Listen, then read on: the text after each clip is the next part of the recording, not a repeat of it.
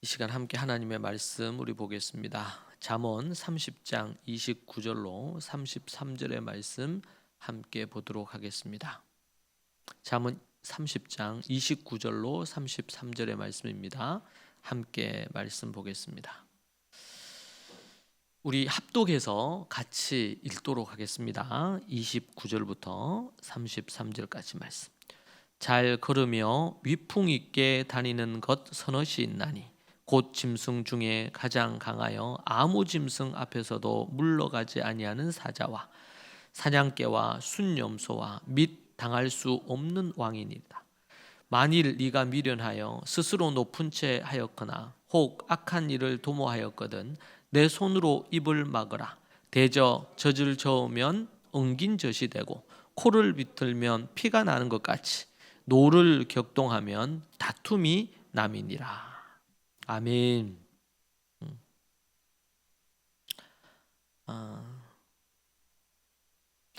오늘 우리는 아굴의 이 잠언을 보고 있습니다. 아굴의 잠언. 아굴이 약한 건 네 가지인데 정말 지혜로운 네 가지를 얘기를 했다면 오늘 우리 본문 말씀에서는 세상에서 이보다 더 늠름하고 당당한 위풍당당한 것은 없다. 그러면서 또 네 가지를 들어서 비유를 들어 설명을 합니다. 저 개인적으로는 이 잠언 30장에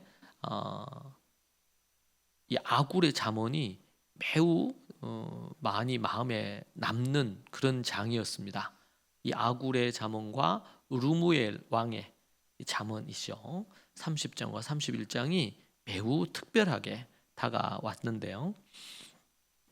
동물의 세계에서 셋, 그리고 인간 세상에서 하나, 그리고 도합 4개를 관찰하면서 지혜를 우리에게 가르쳐 주는 것을 봅니다.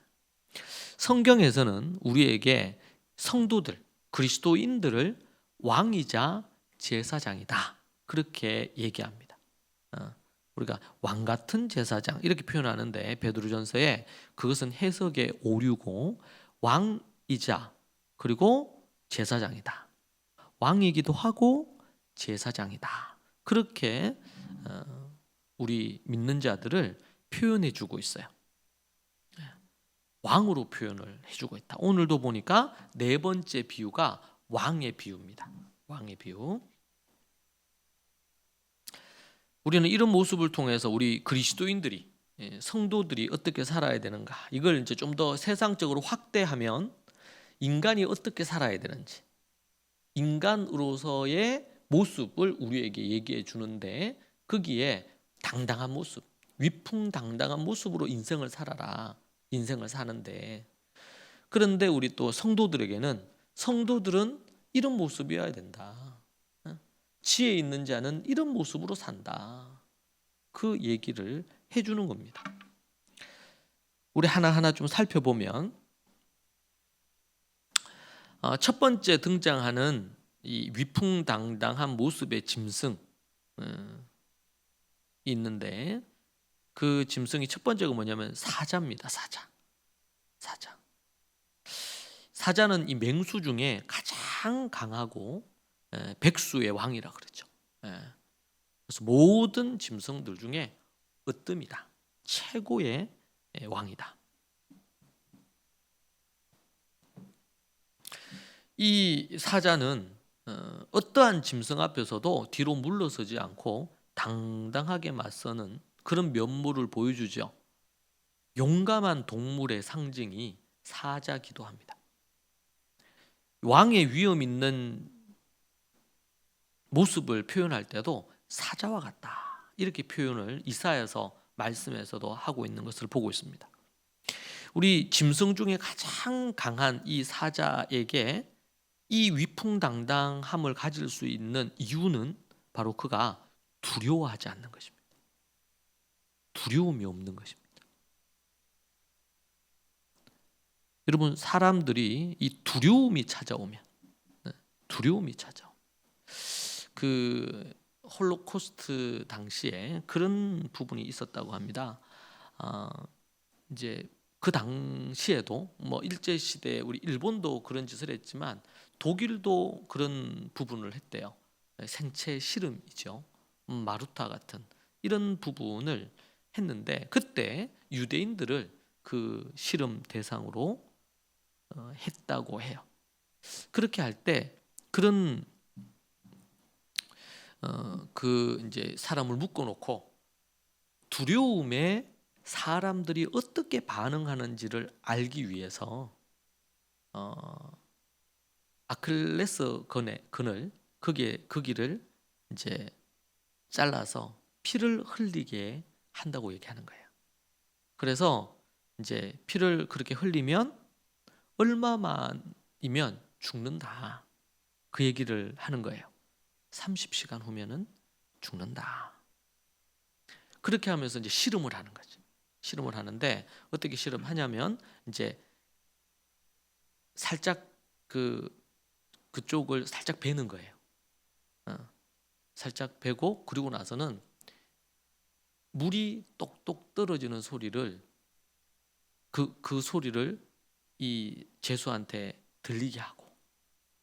근데 이제 몸에는 그냥 살짝 베인 거예요. 우리가 어디 칼에 베이듯이 그렇게만 하고 피를 똑똑 떨어뜨리고 그리고 나서 이제 예를 들면 30시간 동안 한다.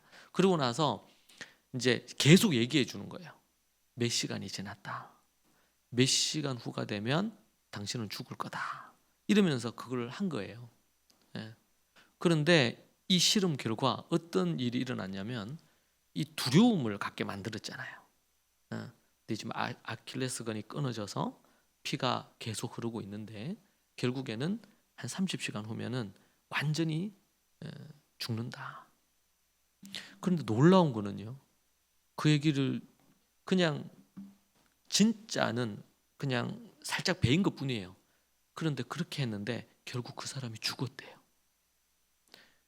그러면서 이제 그때 알게 된 것이 뭐냐면 정말 사람이 두려움, 공포를 가지게 되면 그게 사실이 아님에도 불구하고 그것을 사실처럼 믿더라는 거죠. 그리고 몸이 반응을 하는 거예요. 그게 정말 이제 놀라운 일이죠. 옛날에 이제 우리 그 중세 시대에 흑사병이 돌 때도 그런 유사한 일이 있었죠. 흑사병이 어느 마을에 이제 들어왔다는 얘기를 들었어요. 그런데 그 흑사병이 이제 우리 마을에도 올 거라는 것을 그런 공포감이 이제 두려움이 생긴 거예요. 그렇게 해서 이제 근데 흑사병이 온 게 아니야. 근데 그 두려움과 공포 때문에 결국에는 흑사병이 아님에도 불구하고 흑사병과 같은 증세로 죽어요, 사람. 그게 이제 역사적인 자료에 보면 그런 게 나와요. 여러분 두려움이 얼마나 이게 타격이 큰지 몰라요. 두려움, 염려, 걱정 이런 것들이. 그래서 어떤 사람은 그 일이 오지 않았는데 이미 그걸 이미 걱정하고 두려워해. 두려움에 사로잡혀요. 그러면은 그 일이 시작되지도 않았는데 뭐 일주일 전부터 몇 달 전부터 그 두려움에 마음이 빼앗겨서 심신쇠약에 걸린다든지 아니면은 정신적이거나 정서적인 어려움을 갖게 된다든지. 그래서 하나님이 우리에게 주신 마음은 두려워하는 마음이 아니다. 그렇게 사도 바울이 얘기하죠. 두려운 마음을 하나님 우리에게 주신 게 아니다. 여러분 종말론과 관련해서 할 때 우리가 거룩한 두려움이 필요해요. 경외심. 우리 주님이 오시면 마지막 때가 되면 하나님의 심판이 있다. 거룩한 두려움은 필요해요. 그런데 많은 사이비 이단들이 하는 게 뭐예요? 시한부 종말론. 그리고 사람들을 엄청 급박하고 협박을 해요. 그렇게 해서 두려움으로 뭔가 그래서 전 재산을 바치게 하고 막 그런 식으로 하잖아요. 예? 이단 교주 나쁜 놈들 막 지는 그렇게 얘기해가지고 막 사람들 거 다 하면서 지는 어디 곳곳에 땅을 다 사놓고 사람들한테 곧 재림하시면 우리 하늘에 올라가야 되기 때문에 이렇게 하면서 전 재산을 다 갖다 바치게 만들잖아요. 정말 나쁜 놈들이지. 두려움을 조장해서 두려움으로 어떤 사람을 이 가스라이팅 하든지 이렇게 한다면 사탄이 그런 짓을 해. 두렵게 만들어요. 두려움에 사로잡히게 한다.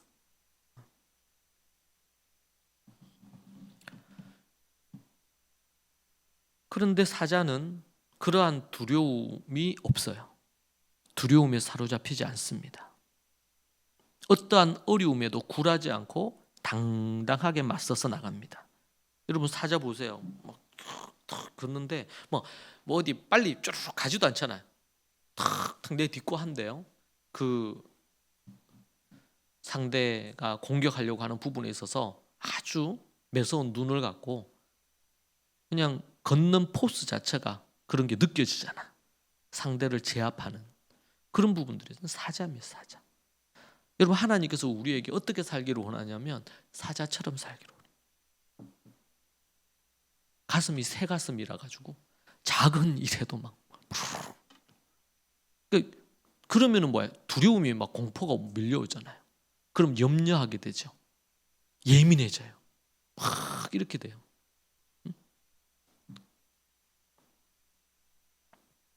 어릴 때부터 우리 자녀들에게 키워야 될 것이 있다면 이 사자와 같은 담력입니다. 그래서 그런 얘기하죠. 사자의 심장을 가지라. 사자의 심장을 가지는 것. 그래서 아이들이 어릴 때 어렵고 힘든 순간을 좀 만나는 것도 필요해요. 그래서 좀 스트레스 받을 필요도 있어요. 너무 자꾸 오냐오냐 한단 말이에요. 때로는 어려움도 겪어야 돼요.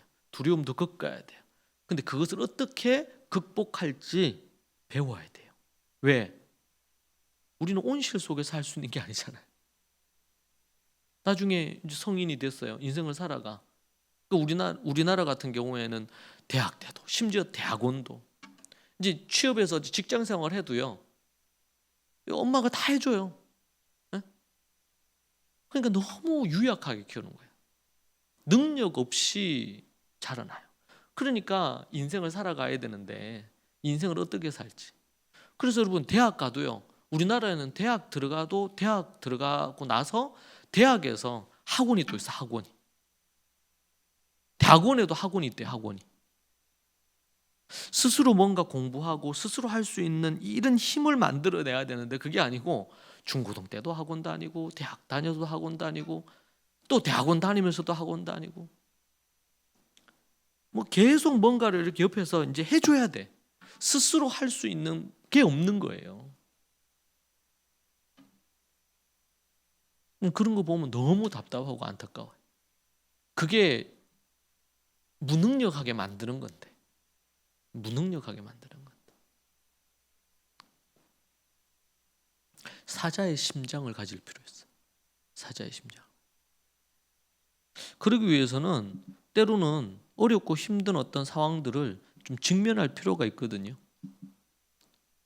그런 상황들을 만들 필요가 있어요. 애들이 좋은 환경에서 우리가 캠프하거나 이렇게 하고 그러면 전혀 집에서처럼 편하지 않잖아요. 예, 다른 애들 함께 지내야 되고 뭐 분명히 코 고는 놈도 있고 이 가는 놈도 있고 뭐 각종 애들이 아니겠어요. 또 거기는 뭐 또 뭐야 그 옆이 산이니까 뭐 이런저런 것도 나와요. 지네도 나오고 뭐 나와요.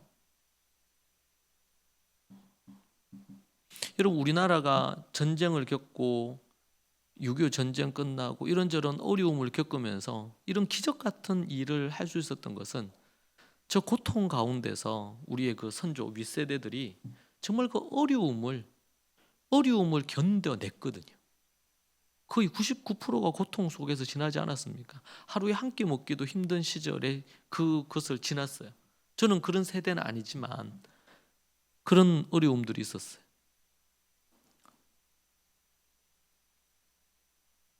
어떻게 두려움을 극복할 건가? 근데 여러분 두려움은요 대부분 허상이에요. 거의 환상이에요. 실제가 아닌 경우가 정말 많아요. 그런데 우리는 그 두려움에 사로잡혀요. 그러면은 당당하지 못해요.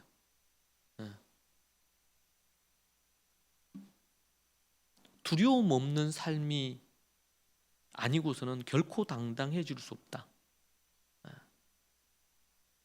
때로는 사람들이요 자기가 돈이 없으면 비굴해져요. 돈이 없으면 뭐 잠언에도 가난이 주는 그런 폐해가 나오긴 하죠. 근데 사람이 돈이 없어, 재정적으로 어려워, 가난해. 그러면은 정말 진짜 사자 같은 사람은 가난한데 당당한 거예요. 돈에 눌리지 않는 거예요. 우리 그리스도인들은 더더욱 그런 것에 눌려서 안 되는 사람이잖아요. 네? 안 되는 사람이잖아요. 그런데 당당해야 되는데 그런 돈 때문에 어떤 사람은 뭐 좋은 차를 타더라. 그러면 자기 차 자기도 막 애쓰고 이렇게 해가지고 차를 했는데 소형차를 샀어. 그런데 좋은 차를 봐. 그러고 나면 내 차가 그렇게 보잘것없어 보이는 거야. 지금 차도 아니, 차 타기가 싫어져 갑자기. 그 전에 그렇게 만족하고 행복하고 이렇게 했던 것도 비교하면서 그런 식으로 변하거든 사람이. 왜 그렇습니까? 내면이 너무 약한 거예요.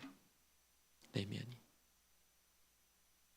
여러분, 내면이 약한 사람이요, 겉으로 좋은 옷을 입으려고 하고, 또 뭔가 명품을 자꾸 들려고 하고, 또 뭐예요? 좋은 차로, 집도 뭔가 자꾸 그렇게 하려고 하고, 겉으로 보이는 뭔가로 자기를 자꾸 과시하려고 해요. 이게 뭐야? 내면이 약해서 열등감이 많거나 이런 것들. 근데 그런 걸로 자꾸 자기를 포장하는 거죠. 두려움.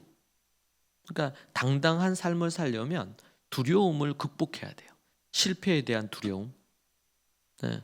여러분이 모든 사람과 좋은 관계를 맺으려고 하지 마세요. 할 수 있는 대로 우리가 서로 화평해야 됩니다. 그러나 모두가 여러분을 좋아할 수는 없겠죠. 네. 그건 불가능해요. 여러분, 예수님도 모든 사람이 예수님을 좋아하지 않았어요. 사도 바울을 죽이려고 했던 사람이 얼마나 많습니까? 그런데 조금만 어떤 관계에서 어려우면 올 수밖에 없어요. 이 땅에 살면서. 어떻게 모든 사람과 다 좋아요. 우리가 노력은 해야 되겠지, 그렇게 하려고. 그런데 나도 연약하고 상대도 연약하고 이런저런 걸로 어려움이 있을 수밖에 없어요. 그러나 오해가 있으면 오해를 풀고 이런 걸 해야 되겠죠. 그러나 모든 이들이 여러분을 좋아할 걸로 기대를 하지 마세요. 기대하면 실망이 커요. 관계에 대한 두려움, 비판에 대한 어떤 두려움. 여러분은 비판받을 만한 게 있어요, 없어요? 여러분, 비판받을 게 없는 사람은 이 땅에 없어요. 다 연약함이 있고 죄성이 있고 약한 게 있고 이런 게 있으니까 그런 것들을 있을 수밖에 없죠. 문제는 그런 게 있으면 그런 거 인정하고 고쳐가면 돼요. 그런데 우리는 그런 것 자체를 받아들이기를 힘들어해요. 그건 뭐예요? 자기가 완벽하기를 원하는 거예요. 내가 완전하기를 원하는 거예요. 우리가 어떻게 완전합니까? 우리가 주님 때문에 완전을 향해서 나아갈 뿐이지 우리는 결코 완전할 수가 없습니다. 성경의 위대한 아브라함부터 뭐 야곱도 그렇고 다윗도 그렇고 위대한 어떤 인물도 그림자가 다 있었어요. 완벽하지 않았어요. 그들이 위대한 이유는 그 약함을 인정했다는 거예요. 자신의 약함을 인정하고 겸손하게 나아갔다는 거죠. 그게 그 사람들에게 위대한 것이지 그들이 완벽하기 때문에 위대한 것이 아니다. 약함을 인정하고 그렇게 나아갔기 때문에 어때요? 그 사람이 더 성숙해질 수 있었겠죠. 갈수록 더. 여러분은 어떤 두려움이 있습니까? 미래에 대한 두려움이 있습니까? 네. 아이들은 시험이 있으면 시험에 대한 두려움을 갖습니다. 시험에 대한 두려움. 네. 미래에 대한 불안함이에요. 내가 뭐 대학 시험을 잘 칠 수 있을까? 어떤 애들은 초등 6학년 때부터 그 걱정하는 애들이 있어요. 미치겠어, 그런 애들 보면. 초등학교 6학년인데 지금 내가 수능을 잘 칠 수 있을까? 뭐 이런 고민을 해요. 그럼 그 사이에 얼마나 고통받고 살겠어? 네? 그런 짓을 왜 해? 나중에 고3 돼서 생각해도 늦지 않아요. 걱정하고 염려할 필요가 없어. 뭐야? 오늘 할 것만 하면 돼요. 네? 오늘 할 것만 하면 돼요. 지금 이 고3인 애들, 학생들 같은 경우에도 제가 매년마다 얘기해요. 아무것도 없지만 염려하지 마. 지금 할 거를 해라. 왜? 걱정해봤자 아무 소용이 없어요. 스트레스만 받아요. 여러분 걱정하면요 공부가 안 돼요. 그래서 이제 고3들 요 시즌이죠. 요 시즌. 여름이 다가오는 요 시즌이 되면 이때부터 흐트러지기 시작하거든요. 이게 그게 있어요. 생리 그거 주기처럼. 이게 여름을 잘못 넘기면 그때부터 끝장나는 애들이 많아요. 여름 때 이게 다운이 돼서 그러고 나서는 어떻게 돼요? 염려하고 걱정하는 거예요. 부족한 게 자꾸 보이거든요. 두려움이 찾아오는 거예요. 그래서 어떤 애들은 잠을 못 자요. 여름 이후부터 해서. 뭐 여러분들은 그렇게 뭐 대학 준비를 안 하셨겠지만 그런 애들이 있어. 잠을 못 자. 그때부터 불면증이 와요.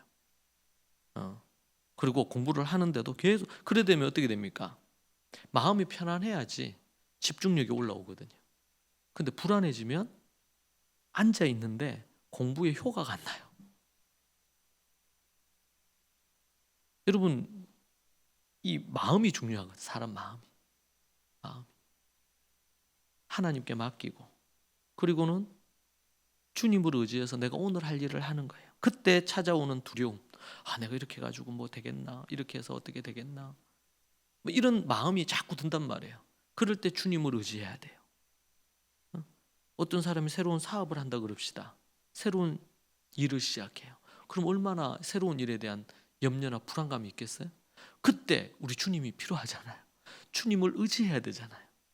내가 할 수 있는 최선으로 하는 거예요. 그리고는 주님께 맡겨야 돼요. 안 그러고 두려워하고 염려하고 걱정할수록 자꾸 실수하게 돼 있고 문제가 자꾸 발생을 한단 말이에요. 두려움, 미래에 대한 두려움, 관계에 대한 두려움, 내가 실패하면 어떻게 하냐는 것에 대한 두려움, 걱정, 근심이 얼마나 많은지 몰라요. 그런데 예수님 얘기하잖아요. 그런 걱정 그렇게 해봤자 아무 소용이 없다.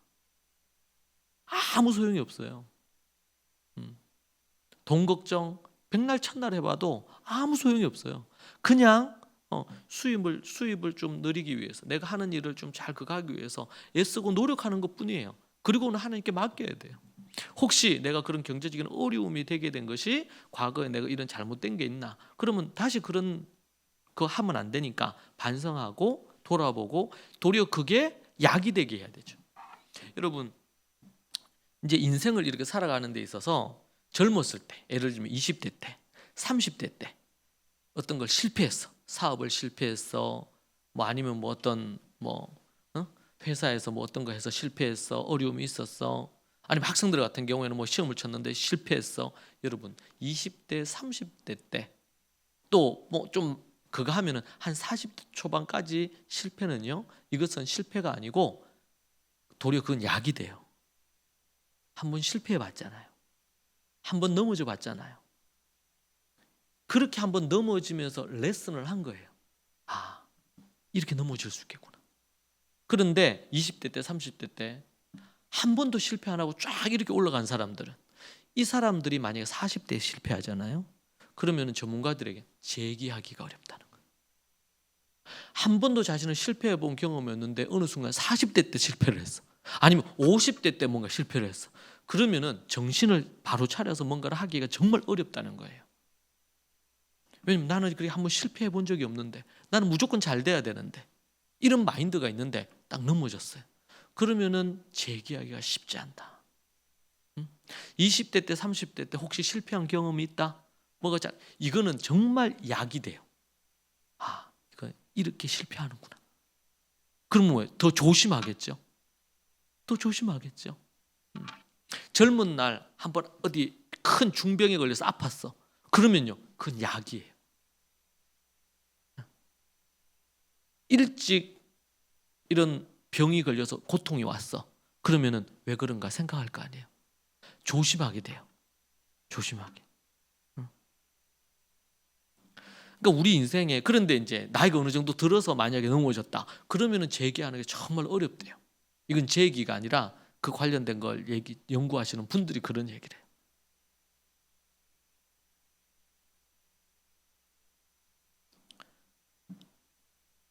사자처럼 사자의 심장을 가지는 게 필요합니다. 여러분, 뭔가 두려움이 찾아올 때마다, 염려가 찾아올 때마다 뭔가를 좀 하려고 하는데 그게 잘 될까? 아니면 과거에 안 됐던 거, 실패했던 거, 이런 것들이 쫙 떠오를 수 있잖아요. 그러면 그럴 때 그 생각들을 차단하고 하나님 앞으로 나와서 기도해야 돼요. 여러분, 앞에서 얘기한 두려움이 그냥 살짝 베인 것뿐인데 두려움이 그 사람을 지배하니까 결국에는 죽음이 찾아오는 거예요.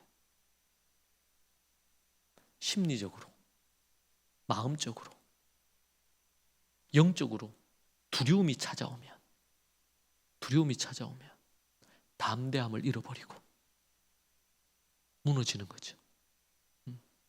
그 누굽니까? 다윗이 그거 했던 아비가일의 남편 있죠?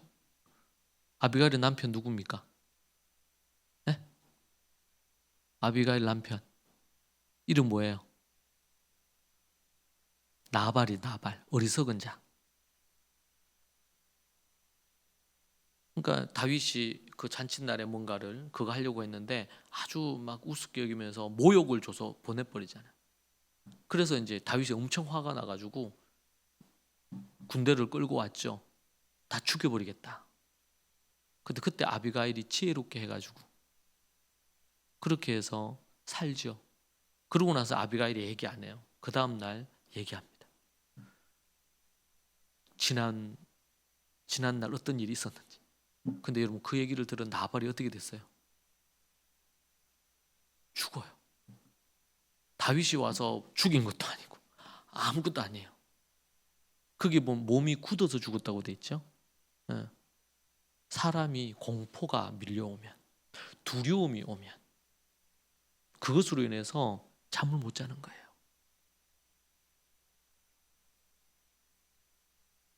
사람이 이 심리적인 거, 마음적인 거, 정신적인 거, 이런 게 정말 중요한 부분이에요. 그런 부분에서 소위 말해서 이 멘탈이 강하지 않으면 우리는 쉽게 이 세상을 살면서 얼마나 어려운 일을 많이 당합니까? 쉽게 넘어지고 일어나지를 못하는 거예요. 공부하는 학생은 그 공부한다는 게 쉬운 일이 아니거든요. 자기와의 엄청난 싸움이에요. 거기에 싸움이 있단 말이에요. 그렇게 하려면 자기 마음을 다스릴 줄 알아야 돼요. 사자 같은 사자의 심장이 필요해요.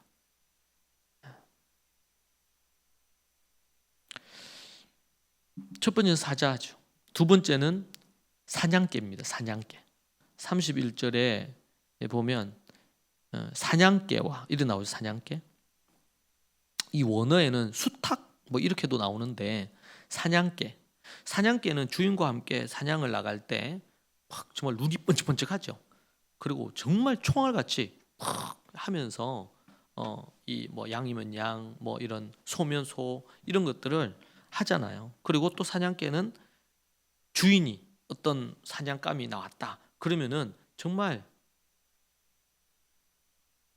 그냥 기세등등하게 해가지고 쫙 가요. 뒤로 물러서는 법이 없어. 주인이 어떻게 신호를 주면 그냥 쫙 달려갑니다.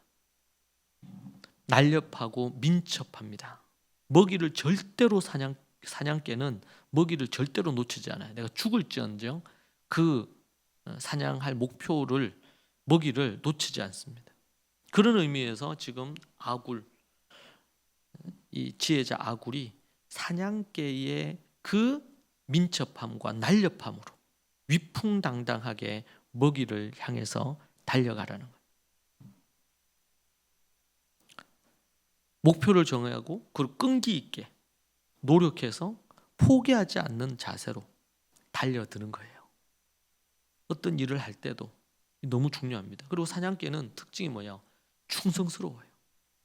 정말 충성스럽죠. 성경에서 우리에게 얘기하는 매우 중요한 성품, 가치 중에 하나가 충성입니다. 충성된 자가, 착하고 충성된 자가, 하나님께서 인정하는 자가 충성스러운 자입니다. 충성스러운 자.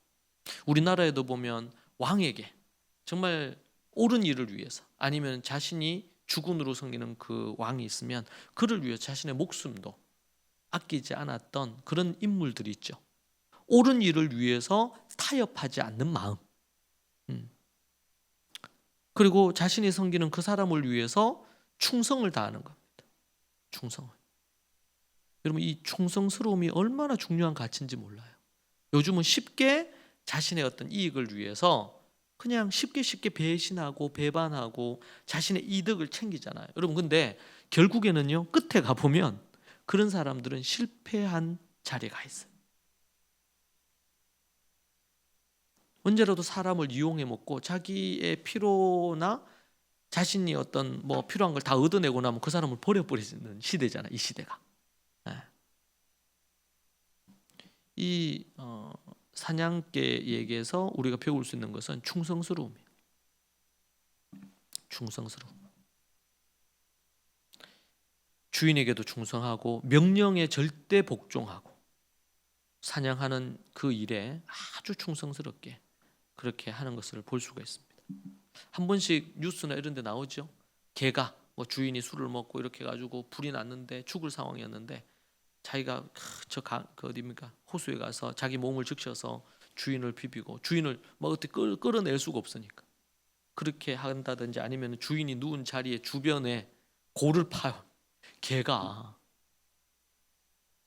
그렇게 가지고 이 주인에게 이 불길이 안 오도록 만든다든지 아니면 가서 막 자기 몸에 물을 적셔가지고 그리고 주인 몸에다가 그걸 해서 결국에는 개는 죽고 주인은 살아. 이 주인이 술 처먹은 것 때문에 그런 이야기 있잖아요, 보면. 근데 그게 실화예요. 근데 정말 개는 충성스러워. 여러분, 이 땅에 그 하나님 앞에 충성스러움, 또 영적인 어떤 관계 속에서 충성스러움, 그게 얼마나 중요한지 몰라요. 여러분, 어느 직장에 가서도요, 요즘은 그렇게 하잖아요. 직장 빨리 뭐 이렇게 몇 동이처럼 빨리 옮겨 다녀야 된다. 있을 때 그 갈 때 더 좋은 데 있으면 빨리 옮기고 또 옮기고. 뭐 그런 게 필요할 수도 있을 거예요, 이 시대 속에. 그런데 결국에는요, 어떤 사람이 성공하고 어떤 사람이 나중에 더 잘 되고 이렇게 되느냐면요, 신의가 있는 사람, 충성스러운 사람, 자신의 일하면 그 일하는 그 사장이 성공할 수 있도록 자신이 할 수 있는 최선으로 이렇게 해서 그렇게 하는 사람, 그런 사람들이 또 인정을 받아요. 그런 사례들은 정말 많거든요. 그런데 정말 얄팍한 사람들이 이제 그런 걸 믿죠. 신의도 저버리고 자기가 어렵고 힘들 때 도움 받았던 거 그걸 잊고 과거를 잊고 그래서 절대로 그림자를 잊어버리면 안 된다는 말이 있어요. 자신의 그 과거의 그림자, 누구에게나 그림자가 있잖아요, 과거에. 그런데 우리가 도움을 받고 자신의 인생에 어떤 변화가 있고 개인이든 가정이든 뭐 어떤 사업체든 이런 게 있었어요. 그러면은 그때 그 시절의 그 도움을 기억해야 돼요. 기억해야 된다. 저는 제가 이제 제 어머니에게서 그런 걸 참 많이 보는데 제가 어렵게 힘들 중학교 3학년 시절이었죠. 그때 이제 제가 다른 제 삼촌 집에 가서 한 6개월을 지내게 됐어요. 여러 사정이 어려워가지고 지내게 됐어요. 그 정말 그 옛날에 그런 얘기하죠. 세면 바닥에서 제가 6개월 생활했거든요. 그냥 마당 같은 데서 뭐 이런 부분처럼 그렇게 생활했는데 그 삼촌은 정말 어려우셨어요. 그러다가 제가 이제 한 6년 만에 제 어머니를 만나게 되는데 참 그 어려운 부분이었죠. 근데 그러니까 어떤 그거를 하셨냐면 이제 그렇게 해서 지났어요. 지났는데 나중에 어머님이 한 6개월 지내면서 거기에서 이제 지내고 또 뭐 이제 거의 뭐 저녁에 잠만 거의 자다시피 하긴 했었죠. 그 집도 아주 어려웠고 그 단칸방에 이렇게 주무시는데 거기에 제가 같이 지낼 수가 없으니까 그렇게 지냈던 시절이 있었어요. 그 저희 어머님이 그 얘기를 듣고 나중에 한 번은 아주 오래 지났었죠. 제가 이제 대학 지나고 나서 였는데 그 삼촌 댁이 어딘지를 묻는 거예요. 그리고 같이 가자 하시더라고. 그러고는 저희 어머님이 모아놓았던 돈인가 이렇게 한 1,000만 원 정도인가 이런 그 엄청 큰 돈이었어요. 어머니한테는. 홀로 뭐 공장 다니시면서 뭐 한 달에 뭐 얼마 몇십만 원 안 받아서 그걸 모아가지고 했던 건데 그때 어머님이 그 이제 숙모버리죠 되는 분한테 그 돈을 주면서 아들을 그 6개월 동안 그렇게 해줘서 정말 고맙다, 감사하다고 인사를 그렇게 하시더라고. 울면서 어디 뭐 뭔가 어디 갈 데 없는 애를 그렇게 거둬줘서 고맙다. 그래서 제가 저희 어머니한테 배운 것 중에 하나는 어떤 도움을 받거나 이렇게 했을 때 감사를 절대로 잊지 마라. 저한테 그 얘기를 늘 하셨거든요. 근데 어머니가 직접 그거를 근데 정말 처음에는 이제 그 큰 돈을 줬는지는 몰랐어요. 근데 어머니가 나중에 얘기하셨는데 정말 얼마나 그게 고맙냐. 네가 그때 뭐 편하고 화롭게 있었는 건 아니지. 그렇지만 누군가가 그렇게 거둬주지 않았으면 지금의 네가 있겠느냐. 그러시면서 절대로 잊지 마라. 그러면서 자기가 할 수 있는 최선으로 그 돈을 이렇게 드렸던. 근데 좀 그분도 나중에는 이제 그 큰 돈인지 모르고 받았다가 나중에 이제 그런 얘기를 나중에 따로 하셨는데 그게 거의 뭐 20몇 년 전이죠. 한 30년 가까이 되기 전 이야기인데 정말 이제 신의를 지킬 줄 알고 그럴 줄 아는 그 마음이죠. 정말 중요해요. 인생을 살아가는 데 있어서. 여러분 그런 사람이 반드시 기회가 옵니다. 반드시 잘 되는 때가 와요. 약사 빠르고 자기 거 챙기기 좋아하고 막 자신의 어떤 그거를 위해서라면 언제라도 다른 사람을 험담하고 거짓을 막 흘리고 여러분 그런 사람들은요 결국에는 망하게 돼 있어요. 만약 이 땅에서 뭔가 그래도 뭐 그래 잘 나갔다 하더라도 하나님 앞에서 반드시 그런 사람들은 대가를 지불하게 하시는 분이에요. 그래서 하나님께서 뭐예요? 저 에돔은 에서의 후손들 아닙니까? 그런데 이 에돔이 늘 이스라엘을 괴롭혔어요. 그러니까 에서의 후손들인 에돔이 야곱의 후손인 이스라엘을 늘 공격하는 거예요. 어떻게 보면 형제 나라죠. 형제 나라. 그런데 늘 괴롭히는 거예요. 도리어 다른 나라도 하지 않는 짓을 해 얘네들이. 그래서 에돔에 대한 심판의 메시지가 나오고 이게 나오죠. 그리고 오바댜가 이 에돔에 대한 심판의 메시지가 있는 책이 오바댜. 하나님은 그런 꼴을 보시지를 못해요. 그때는 그냥 둬요. 근데 세월이 지나고 때로는 50년, 100년 세월이 지나고 나서 반드시 하나님이 무너뜨리세요. 그 대가를 지불하게 하신다. 여러분 우리가 결코 그런 짓을 하면 안 돼요. 결코 그런 짓. 충성스러움 너무 중요한 가치입니다. 세 번째는 염소죠. 히브리어로 타이쉬라고 하는데 머리로 들이받다는 뜻이에요. 이 어원 자체가. 이게 염소가 보면 뭐 들이받잖아요. 자기 뿔로. 그러면서 자기 뿔이 그 세상의 최고인 양. 여러분 우리나라의 염소는 뿔이 뭐 그렇게 이렇게 하지 않아요. 근데 이스라엘은요. 정말 이 순염소의 그 뿔이 정말 화려해요. 엄청 커요. 그래서 뭐 웬만한 거 걸그적거리는 거는 그냥 뿔로 다 칩니다. 그리고 당당하게 걷습니다. 그리고 아주 용감하게 재빨리 앞으로 탁탁탁탁 걸어나가요. 이것은 강인함과 민첩함을 보여주는 동물입니다. 그리고 주로 이제 순염소는 바위산에 살아요. 바위산에서 안전하게 살아갑니다. 그래서 어떤 어려운 환경이 와도 결코 희망을 잃지 않고 강인하게 그렇게 나아갑니다. 그래서 순념소에게서 그런 어떤 모습들, 그런 것들을 보입니다.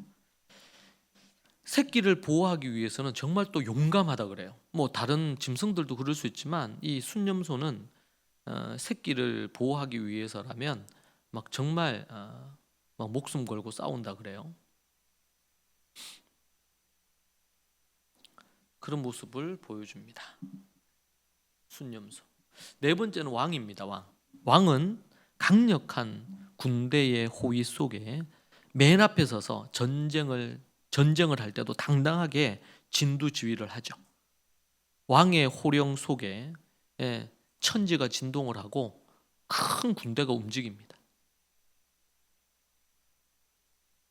백성들은 이 왕이 다스리는 질서, 유지하는 거, 그의 권위와 그 모든 것들을 그것 앞에 백성들이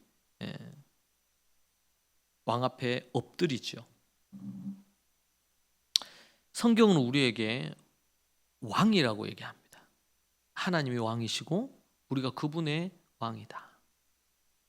그래서 그 어떠한 것도 어떠한 위대한 우상이나 위대한 종교나 어떠한 철학이나 어떠한 것도 그 앞에 굴복하지 마라. 굴복하지 마라.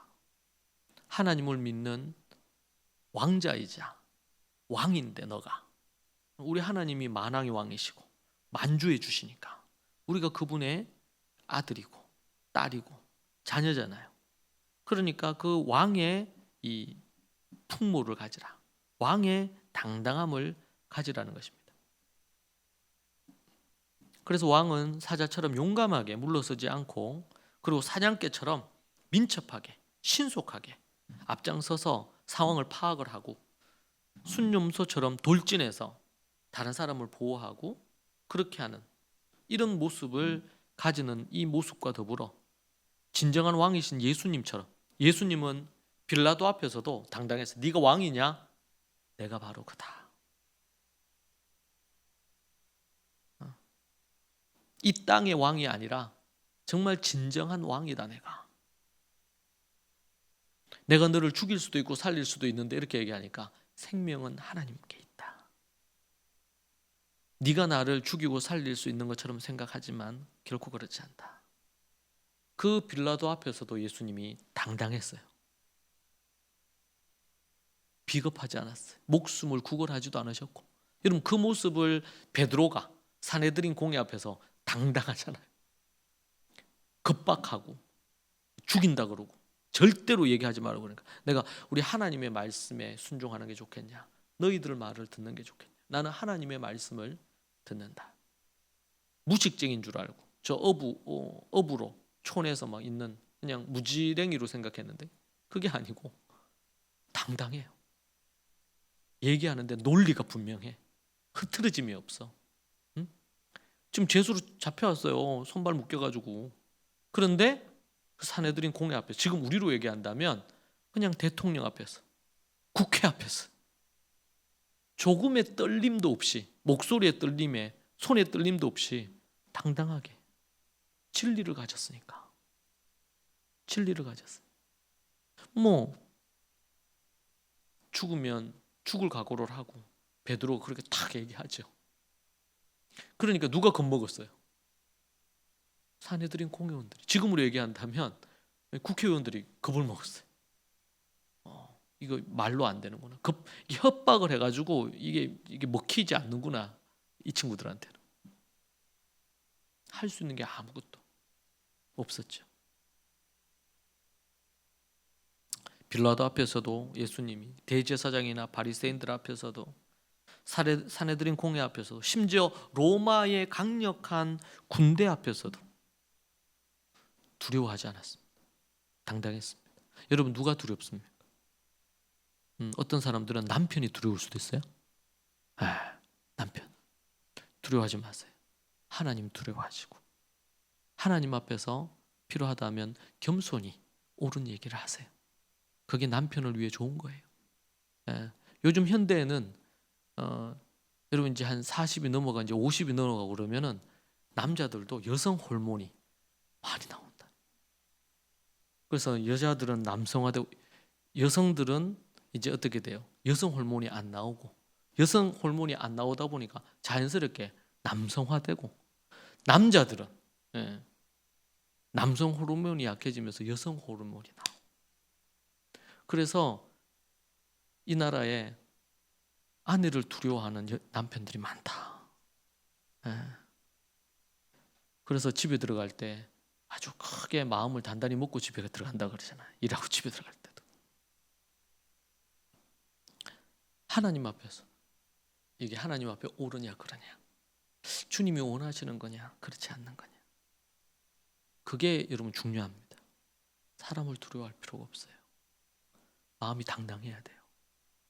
내가 잘못했어요. 그러면 잘못한 거 인정하고 회개하고 돌이키면 돼요. 근데 내가 그렇게 한 게 없는데 두려워할 게 없죠. 주눅 들 게 없죠. 눈치 볼 것도 없고요.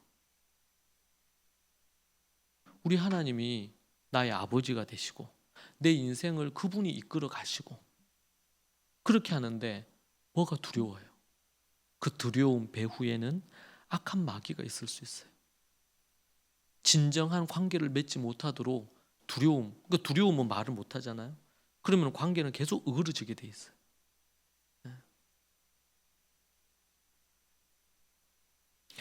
이 위풍당당한 삶을 방해하는 요소가 두 가지가 있어요.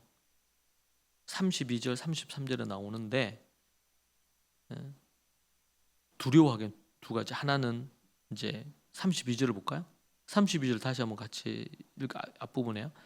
대저 젖을 저으면 엉긴 젖이 32절 만일 내가 미련하여 스스로 높은 채 하거나 혹 악한 일을 도모하였거든 내 손으로 입을 막으라. 여기 보니까 첫 번째로 이 당당하고 위풍당당한 삶을 살지 못하게 하는 첫 번째가요, 교만입니다. 교만. 미련함과 교만.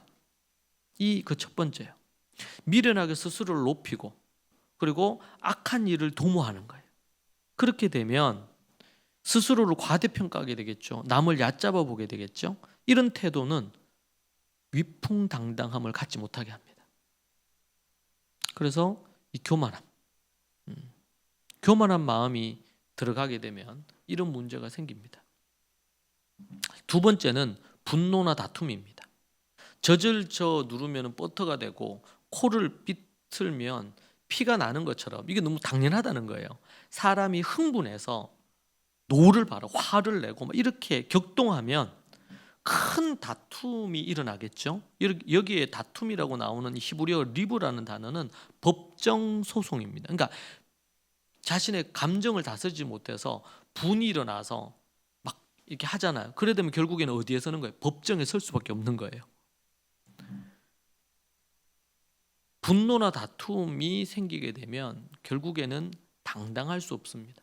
분노는 판단력을 흐리고 올바른 행동을 하지 못하게 합니다. 격렬한 감정을 조절을 하지 못하면, 주체를 하지 못하면 평안한 마음을 잃어버리게 되겠죠. 삶의 마음에 평안이 없어요. 안정감이 안 생기는 거예요. 그러면은 뭐예요? 사자처럼 당당할 수가 없어요. 삶에 있어서 불안이 찾아오고 그리고 위기가 인생에 오겠죠. 그래서 32절, 33절에서 이 두 가지를 얘기하는 거예요. 두 가지를.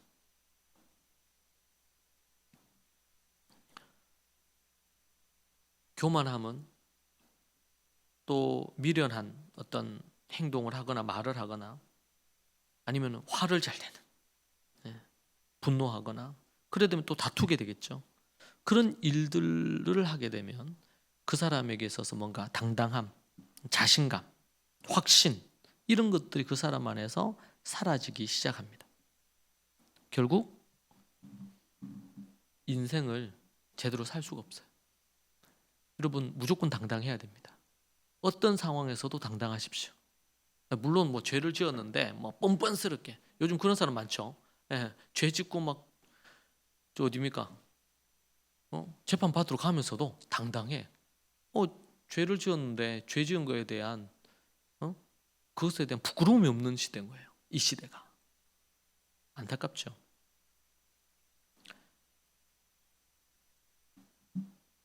하나님 안에서 우리가 당당해야 됩니다. 혹시 과거에 지은 죄로 인해서 넘어짐이 있습니까? 진정으로 회개하시고 평생을 정말 그 죄에 대한 것을 갚는다 생각하고 사세요. 그러나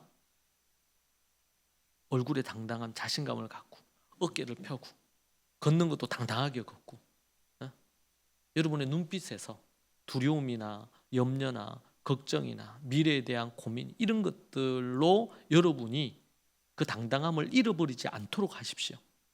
여러분은 하나님의 자녀고 하나님의 뜻대로 믿음으로 살아가는 게 필요해요. 그리고 여러분 혹시 넘어졌어요. 뭐 죄를 지었어. 아니면 넘어졌어. 내가 뭔가 실수했어. 실패했어. 여러분 그럴 때 하나님 옆에 나아가서 죄된 것들은 회개하세요.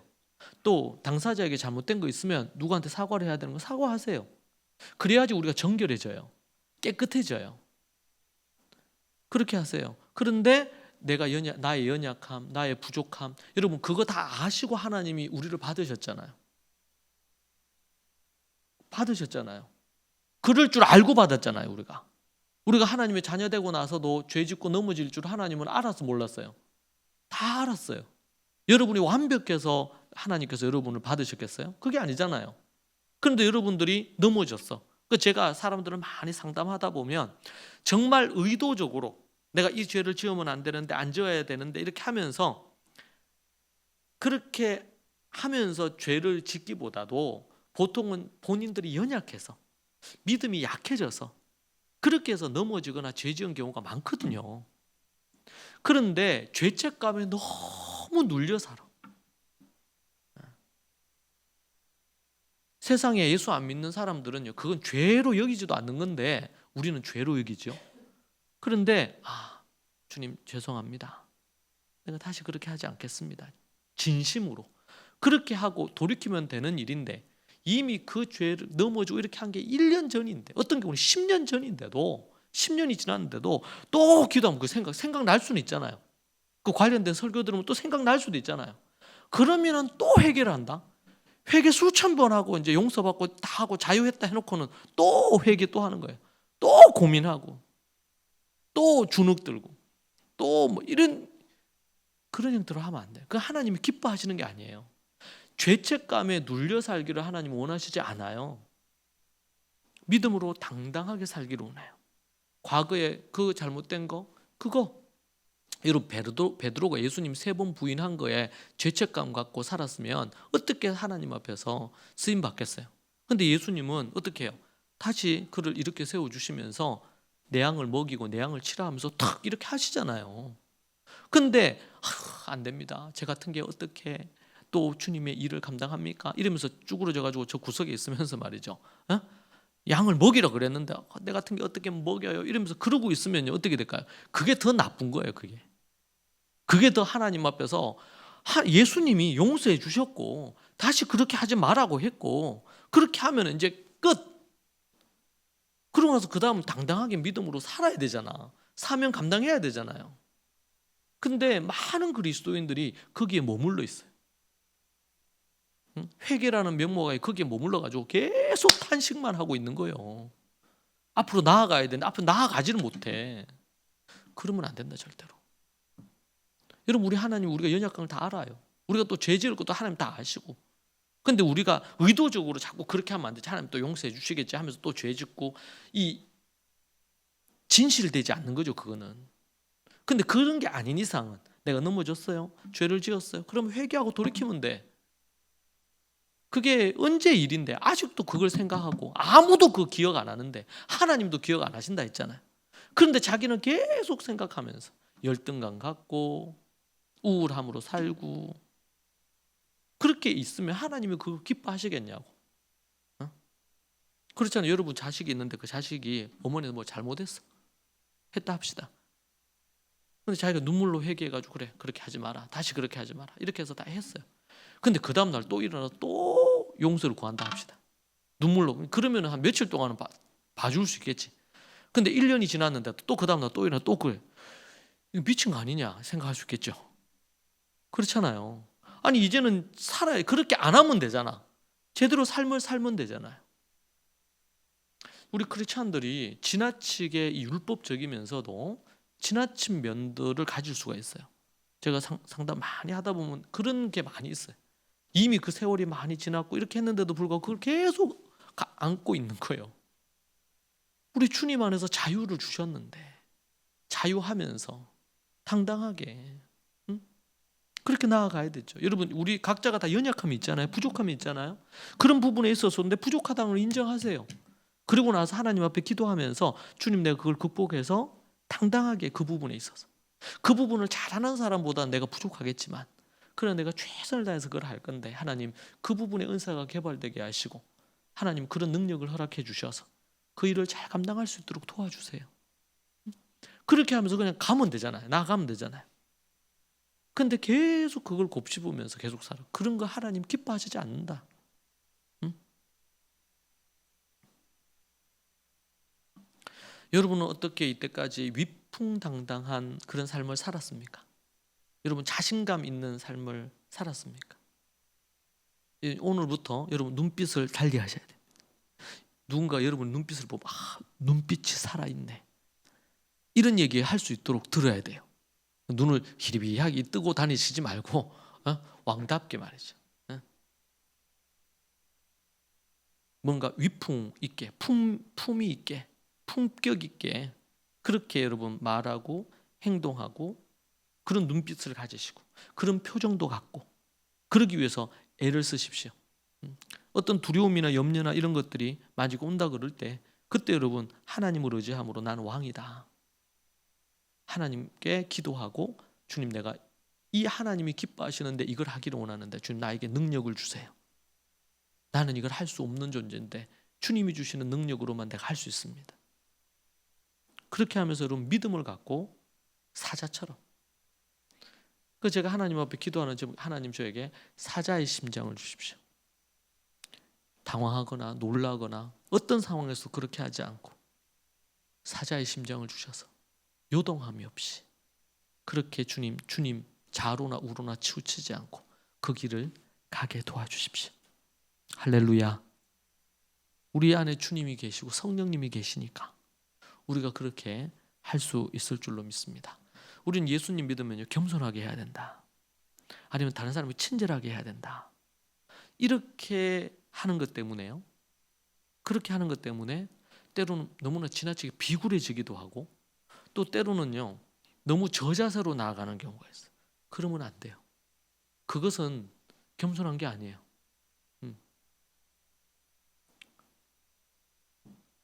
우리는 하나님의 자녀로서 갖는 그 당당함을 갖고 함부로 호구가 되라는 말이 아니에요. 그 말이 겸손하라는 말이 다른 사람을 친절하게 대하라는 말이 그 사람이 나를 속이려고 나를 함부로 대하는데 그럴 때 뭐 그냥 함부로 당해도 된다 이 말이 절대로 아닙니다. 그 하나님은 그거 기뻐하시지 않는 거잖아요. 그럴 때 경계를 칠 필요가 있어요. 나에게 함부로 하지 못하도록 경계를 칠 필요가 있습니다. 그리고 왕의 위엄을 가져야 돼. 이렇게 함부로 하지 마라 나한테. 자칫 잘못하면 네 다친다. 그래서 우리 아버지가 하나님인데 다치죠. 함부로 하고 그렇게 하면. 그 제가 아는 한 친구가 있는데 그 친구가 막 이렇게 어느 회사에 들어가서 정말 예수님 처음으로 일을 하는 거예요. 그래서 막 정말 회사 들어 열심히 섬겼대요. 그 원래 이제 그 사장이 자기 아버지인데 밑바닥에서부터 배우겠다는 심정으로 해서 밑에 들어가서 막 사람들한테 이렇게 한 거예요.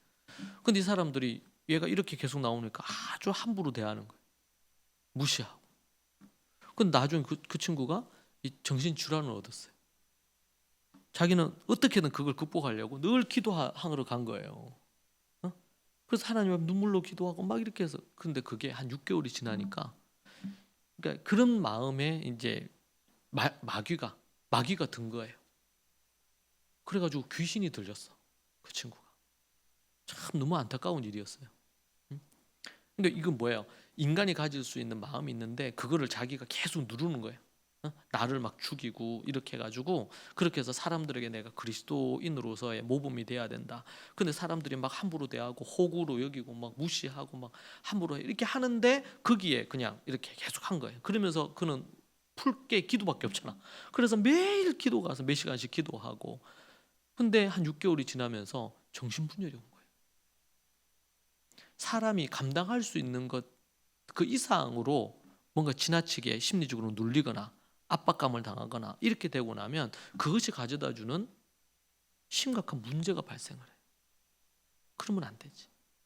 우리 크리스찬으로서 자칫 잘못 한쪽으로 또 너무 치우친 거예요, 이게. 네? 너무 치우친 거예요. 그러면 안 된다. 여러분, 어떤 상황에서도 뭐 어떤 돈이 많은 사람 만납니까? 여러분, 꿀릴 게 하나도 없습니다. 학벌이 좋은 사람 있습니까? 뭐 어디 박사학위 몇 개 받은 사람? 알고 보면 별 차이가 없어요. 알고 보면 눌릴 게 없어요.